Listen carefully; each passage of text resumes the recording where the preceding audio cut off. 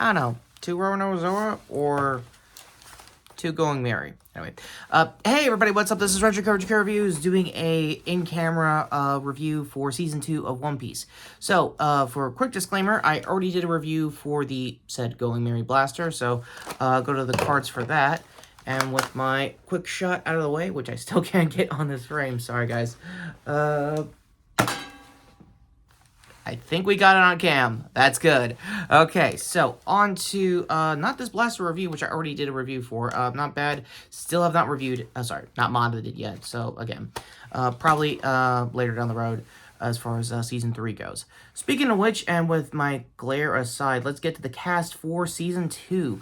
Let's start with Miss Wednesday of it all. I know that Baroque Works was been basically the big driving force for the pre-up for the Alabasta arc proper in the anime and manga, and you could definitely tell throughout the season that it was a very high-stakes kind of like, not really race against the Grand Line kind of thing, but definitely a get to the major crux of that story without getting it fully, I guess, invested into Alabasta just yet.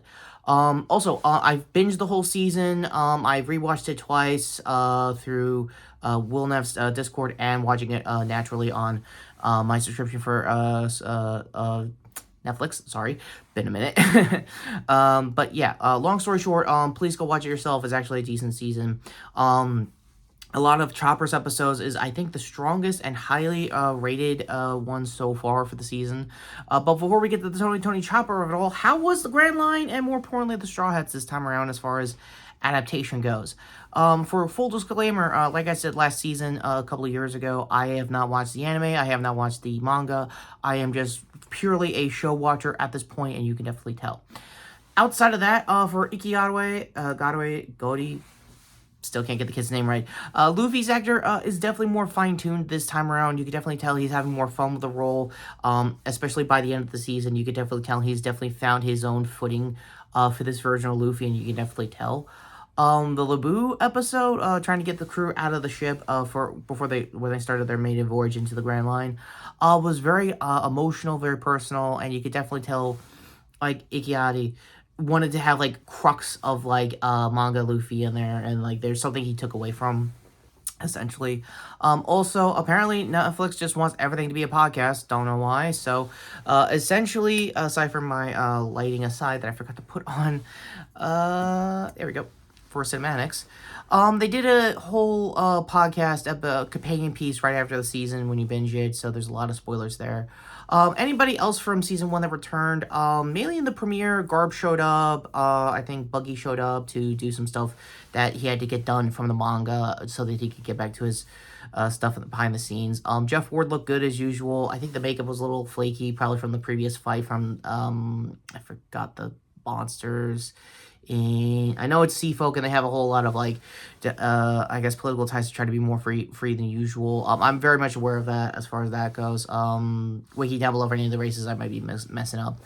And let me know in the comments, obviously. Also, Laveria, the first boss Luffy went through in the premiere of Season 1, she actually came back, had the weight drop like she did in the manga, so it was okay. It was a decent fight nonetheless. There is a bit of contention. I don't know, please, for anybody who's read the manga and watched the anime, let me know if there was, any more, like, flashbacks for, Gold Roger from the premiere from this season. Like, is there any, like, hints that he may or may not be, like, the actual father of Luffy kind of thing? Like, is that, like, a new retcon that's trying to, like, help Western audiences? If that's the case, my apologies if that's the case. Again, as always, let me know in the comments down below. On to Mikenyu, aka the son of Sonny Chiba, and most of his, basically, I guess, best dad vibes trying to be in the crew when it comes to this season. Pretty good. Like I said, the premiere, I think it was the strongest as most of the action was, especially by the end as well. Him trying to get new swords after his fight, his duel in Season 1, kind of made sense. He was trying to have a training arc in between the episodes, you could definitely tell. The best episode, I would say, aside from the pre-up to the finale with Chopper, I know this is gonna be like a book equivalent, like, oh, this is my favorite character kind of vibes, but, Little Island or, Giant Island, whatever, they call that, essentially, those giant dudes are basically my vibe.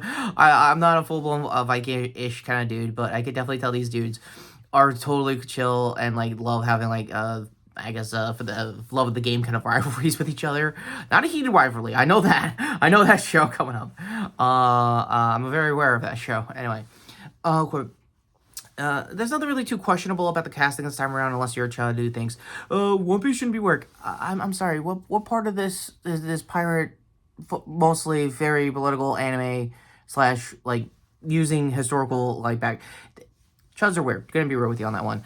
Sorry to Oda fans out there. Anyway, speaking of, Oda-san is still executive producer for the foreseeable future for the series, which is good. Which means there's gonna be more manga accurate stuff, probably more anime accurate stuff down the road. As for Emily Rudd's Nami, had the least amount of screen time all season. Given what this arc was originally in the manga and anime, that's kind of understandable. Her navigating stuff, I guess, she's still honing it in. You can definitely tell that's a more in-character perspective, not Rudd trying to, like, remember the role, because this show was shot between, I want to say, 2.5 years, so you could definitely tell there's not too much misremembering how to, like, handle the cadence of everyone's, stuff. Another thing people were still complaining about was Morgan Davis. The guy was only here for, they were only here for the premiere, and you're mad at them for just, like, existing. I don't know. Chuds and my non-binary actors just does not compute in my head. I don't know why. Fucking bigots. Anyway, so getting to probably some stuff that's going to need an age gate for this video aside, let's get to the overall thoughts for the finale. Before that, let's get to the Princess Vivi of it all, the Miss Wednesday of it all, and Baroque Works as a organization. It's a really fun arc. It got me invested into how, like, greater machinations of, like, other pirate crews have been. I also know the world government is going to be a big thing later down the road in this series, so it's nice to see, like, a council meeting in her flashback to see how that's going to work out later down the road. The evil king of it all, Wampa, he was insane. Manga and I think anime him had better, like, chomping teeth kind of vibes, something I guess the practical effects guys couldn't really do for the costuming.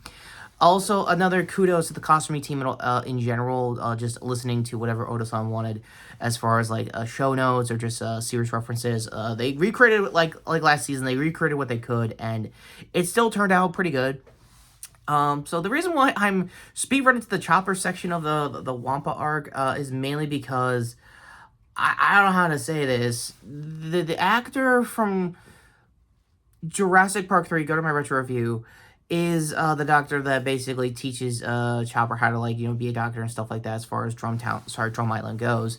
And nobody told me that oh god, it's been a while since I talked about her. The actress from Married with Children, and I also know she was in Sons of Anarchy, was gonna be Doctorine, and holy shit, she looks amazing still in, like, I guess her 60s now. Holy shit. Look, jokes aside, it was a decent arc. I loved what they could recreate for the show. Also, I think Mother's Basement was petitioning really, really extremely hard when Season 1 dropped to make Chopper a puppet, just like they did with the snail phones. Yes and no. Unfortunately, as you've seen all the promotional material for this season, Chopper, Base Chopper, and I think Deer Chopper, basically his two transformations were going to be CG only. Him going full monster mode was going to be suit actor, which is awesome for me as a Tokusatsu fan. There's a reason why this is here, I guess, other than getting ready to rewatch Zets, because things are moving. That might be a Toku catch-up review, so be on the lookout later this week, if anything else.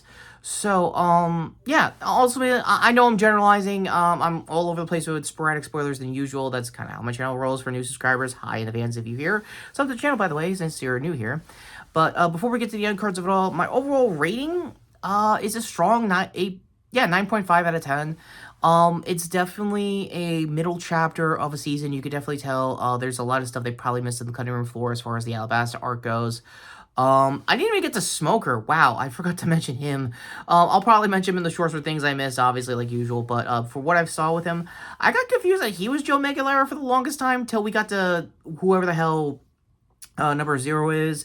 For those who are show watchers like myself, I'm not gonna spoil that. For those who are manga readers and anime readers, are just gonna, like, shove, like, the entirety of the manga into my face. Yeah, go ahead in the comments. But until then, ultimately, it's still a decent follow-up season. It's awesome to binge all 8 hours again. I can't believe I'm saying that. It's going to be weird to do, I want to say, 16 hours total with both 8 episode seasons back to back. That's your weekend plans, not mine. What is the rest of your weekend plans? Are you going to finish this season? Are you going to finish the show so far in time for season 3 if that drops, hopefully next year? Let me know in the comments down below. And until next time, End Cards finally here to probably me getting more swords to do a Rono Zoro cosplay for the previous video, which was obviously my overall thoughts so far with Campaign 4 of Critical Role. And I guess one last shot over there. I really can't do it this angle. I might have to switch up angles next time. But yeah, shot over there to my Swords playlist to when I was doing my retro rec for Knight of the Seven Kingdoms for Game of Thrones. I guess close enough to Pirate Straw Hat Gear. I guess chillaxing vibes. To sub the channel, hit the notification bell down below. Hype this video. And again, let me know in the comments down below if there's any characters I missed. Are there characters in the show you want them to do justice in the costuming department and not be bogged down with CG later down the road for mostly budgeting reasons?